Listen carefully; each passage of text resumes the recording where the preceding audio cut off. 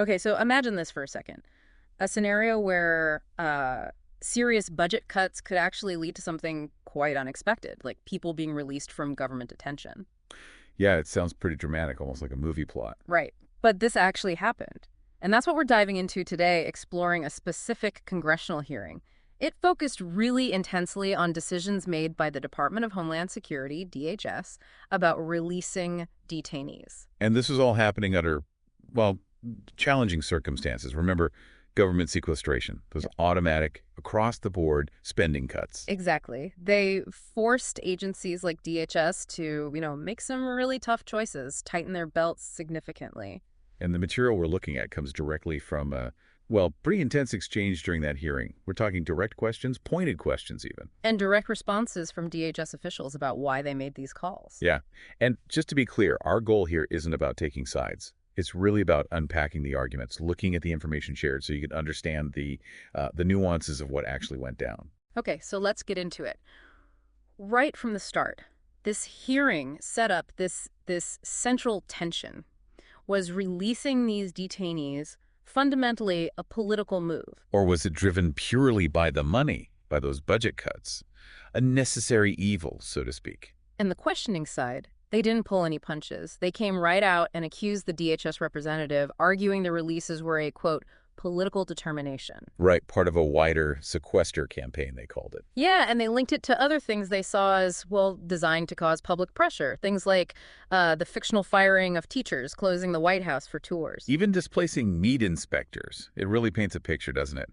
Suggesting this was all very calculated. A strategic choice, maybe, rather than just a last resort because of funding. But you immediately got the pushback. The DHS person flatly disagreed with that political characterization. So boom, right away you have this fundamental conflict in perspective. Exactly. And that conflict really weaves through the whole discussion, right down to the specific cases. Okay, so let's unpack one of those specifics. This term came up.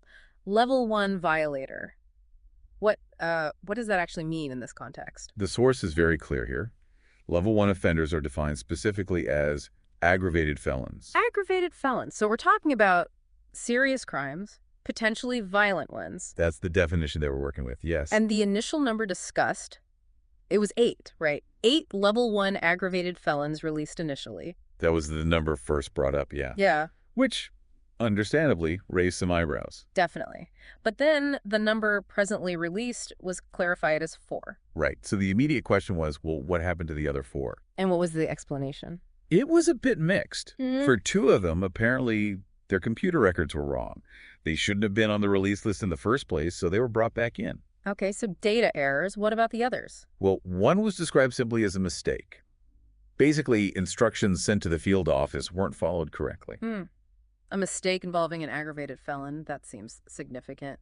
It certainly sounds it. And then there's the financial angle they brought up. Right. This is where it gets really interesting. The cost to house these 4 individuals who remained released. It came out to $122 per person per day. So for the 4 of them, that's roughly, what, under $500, maybe closer to $600 a day total? Around that, yes. About $600 a day. And the questioning side just jumped on that figure. The question was almost dripping with skepticism.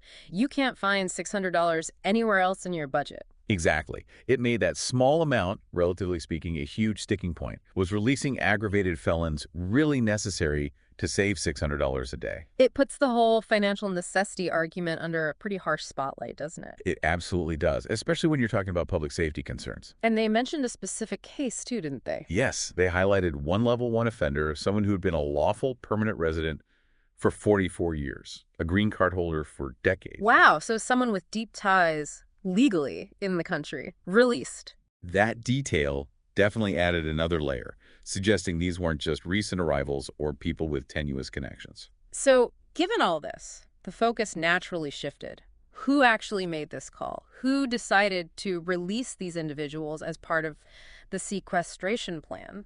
According to the testimony, the decision came from Mr. Me, who was the Executive Associate Director for Enforcement and Removal Operations. Okay, so a specific official. Yes, and he made the decision in consultation with the Chief Financial Officer. So operational leadership and financial leadership involved. But what about higher up?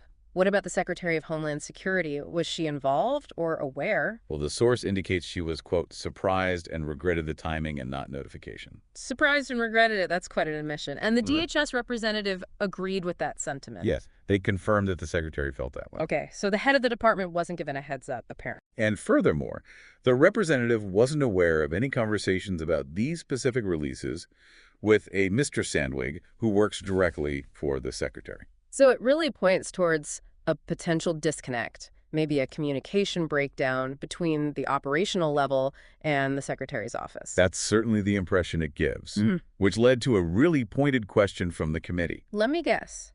Something along the lines of, if this doesn't warrant the secretary's attention. Pretty much exactly that. If the release of aggravated felons does not rise to the level of something that the Secretary of the Department of Homeland Security should know about what does rise to the level. That's a tough question. How did the representative respond to that? The defense was essentially about scale. They said, we release thousands of people every day, thousands of people every month. Implying it's just not practical to review every single case at the secretarial level. That was the core of it, that reviewing every single person that is released is operationally unfeasible given the sheer volume. So you have this tension, right? The secretary is surprised, regrets the lack of notice, suggesting it should have been flagged. But the operational defense is, this happens constantly, we can't possibly flag every release. It really highlights that classic challenge in big organizations. Where does accountability sit? Especially for decisions with such high stakes. Definitely. It's a difficult balance. Now, the hearing didn't just focus on level 1. They also talked about level 2 violators. What did that category cover? Level 2 was defined as individuals with either multiple misdemeanors or, interestingly, felons that Congress has defined as something other than aggravated felons. Okay, so a broader category. And one specific type of offense really stood out in the discussion, didn't it? Yes, DUIs, driving under the influence. The question came up, was DUI a misdemeanor?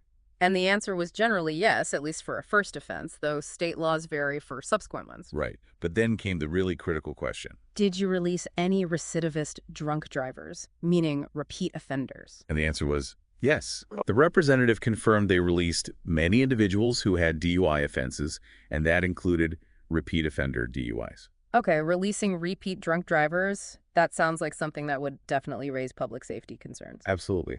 But the DHS representative added a very important piece of legal context. What was that? They pointed out that Congress has not provided that a DUI is a ground of removal.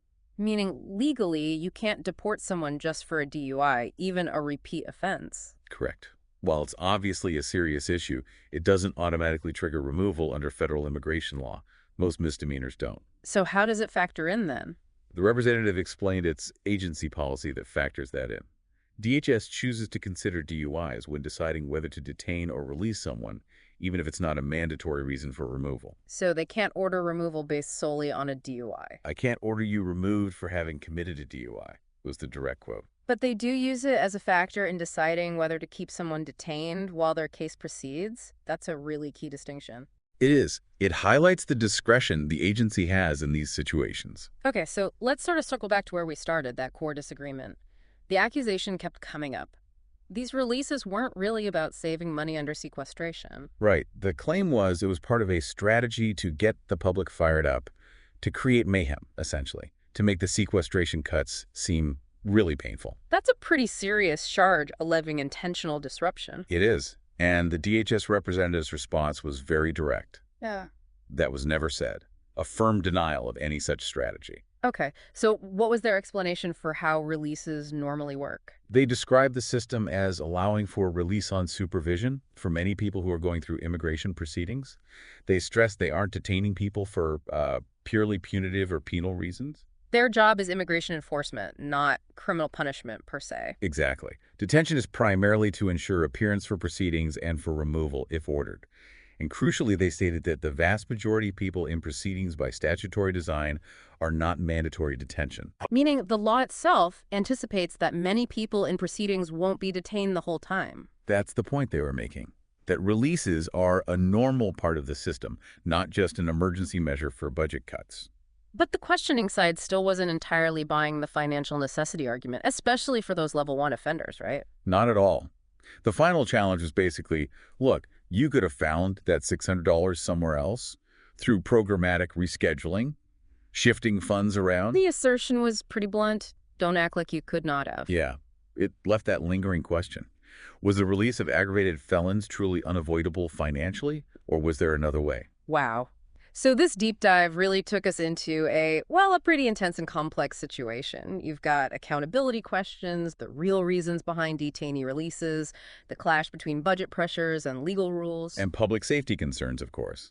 The core tension, as we saw, was that clash, claims of political gamesmanship versus claims of just operational necessity under extreme budget pressure. Played out with these really specific, sometimes troubling details: who got released, why, and who knew about it or didn't know. It really shows the immense pressure cooker these agencies operate in, especially when deep budget cuts hit complex, high-stakes responsibilities. So here's something for you, the listener, to think about. What does this whole exchange really tell us about how government policy, public safety, and, the nitty-gritty realities of running huge operations under financial strain all interact? And how do different ways of interpreting the rules or the available resources shape how the public sees an agency's actions? And maybe consider this. At what point does a seemingly small amount of money, like $600 a day, suddenly take on huge political weight in such a charged environment?